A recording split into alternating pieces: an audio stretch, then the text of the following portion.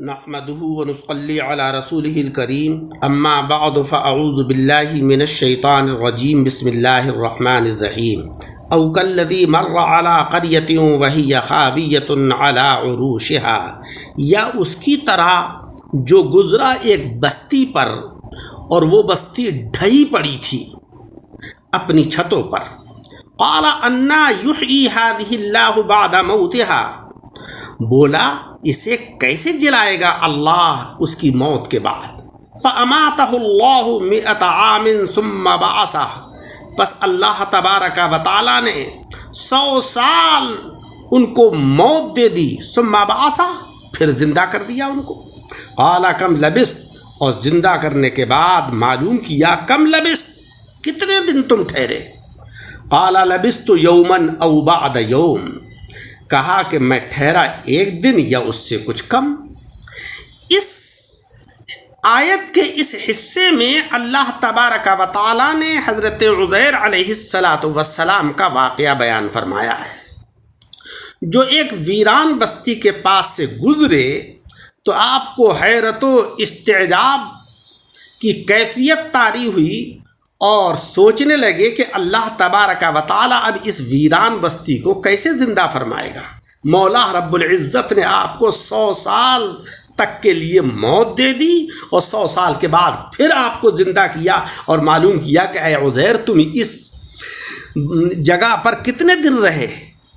تو آپ نے فرمایا کہ میں ایک دن یا اس سے کچھ کم رہا ہوں۔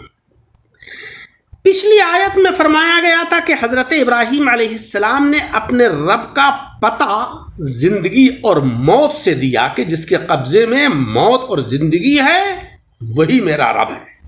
اب اس واقعے میں اس کا ثبوت دیا جا رہا ہے کہ اللہ تبارک و تعالیٰ زندہ کرنے پر اس طرح قادر ہے کہ اپنے ایک بندے یعنی حضرت عزیر علیہ السلام کو 100 سال مردہ رکھ کر جلا دیا۔ پچھلی آیت میں ارشاد ہوا تھا کہ اللہ ظالموں کو ہدایت نہیں دیتا، چونکہ ہر چیز اپنی ضد سے پہچانی جاتی ہے، لہذا اب یہ فرمایا جا رہا ہے کہ پرہیزگاروں کو ہدایت کاملہ اور یقین کے بعد عین الیقین اور حق الیقین عطا فرماتا ہے۔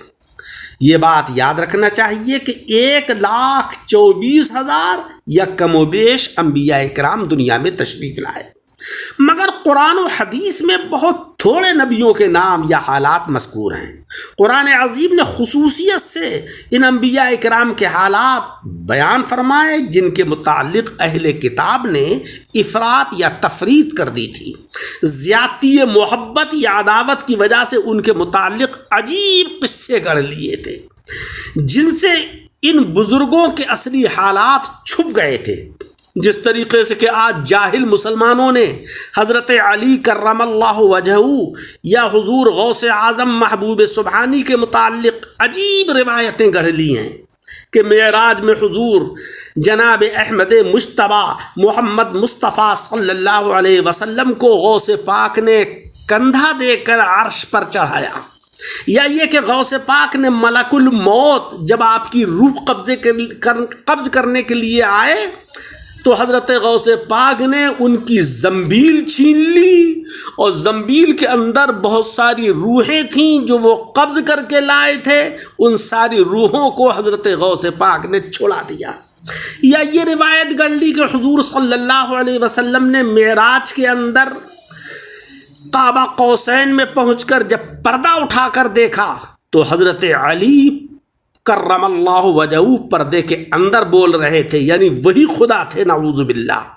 ان انبیاء کرام میں سے حضرت عزیر علیہ السلام بھی اللہ کے پیغمبر ہیں جنہیں یہودی بیٹا کہتے تھے اور ان کے متعلق نہایت لغو اور بیہودہ روایات گڑھ لی تھیں۔ اللہ تعالیٰ نے یہاں ان کے کچھ صحیح حالات بیان فرمائے ہیں جو اس آیت کریمہ میں مذکور ہیں۔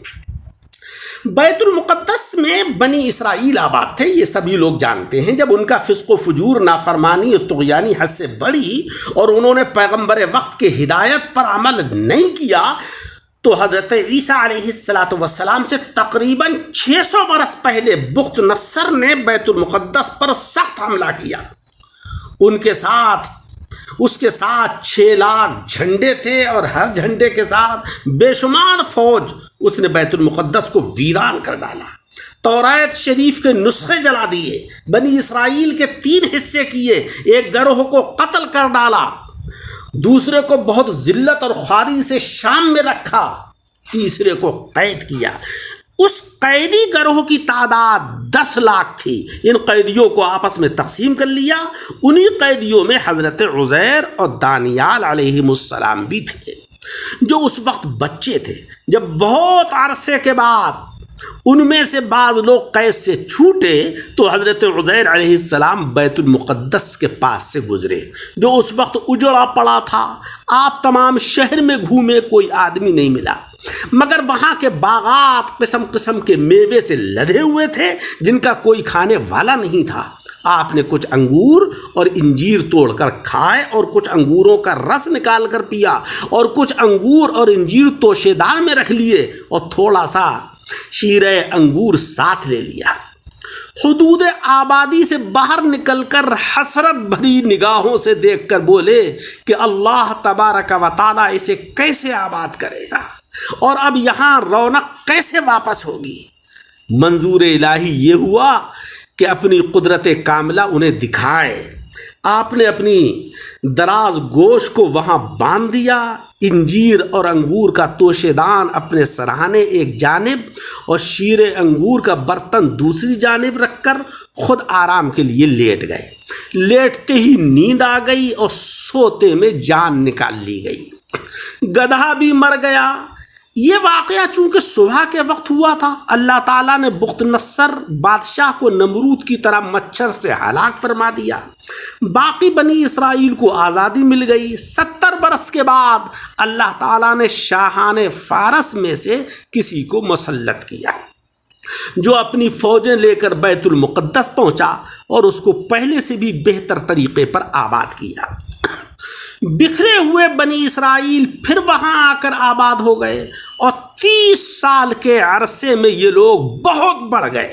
اللہ رب العزت نے حضرت عزیر علیہ السلام کے جسم شریف وغیرہ کو ایسا غائب فرما دیا کہ نہ آپ کو کسی انسان نے دیکھا, نہ کسی چرند اور پرند اور نہ کسی جانور نے آپ کو دیکھا. جب آپ کی وفات کو 100 سال پورے ہو گئے تب اللہ تبارک و تعالیٰ نے آپ کو زندہ کیا اور معلوم کیا کہ کم لبثت, اے عزیر کتنے دن تم ٹھہرے یہاں. تو حضرت عزیر علیہ السلام نے فرمایا کہ لبثت یومن او بعد یوم, میں دن بھر رہا ہوں یا دن بھر سے کچھ حصہ کم رہا ہوں. اس آیت سے اللہ تبارک و تعالیٰ نے ہمیں یہ درس دیا ہے کہ دیکھو ہم ہی موت دیتے ہیں اور ہم ہی جلاتے ہیں, اور موت کے بعد ہم ہی تم سے حساب و کتاب لیتے ہیں, تمہیں سے ہم سوال جواب کرتے ہیں. لہذا میرے عزیزوں آخرت کی تیاری کیجئے تاکہ ہماری موت آئے اور موت کے بعد جو ہماری زندگی کا آغاز ہو تو وہ بہتر آغاز ہو.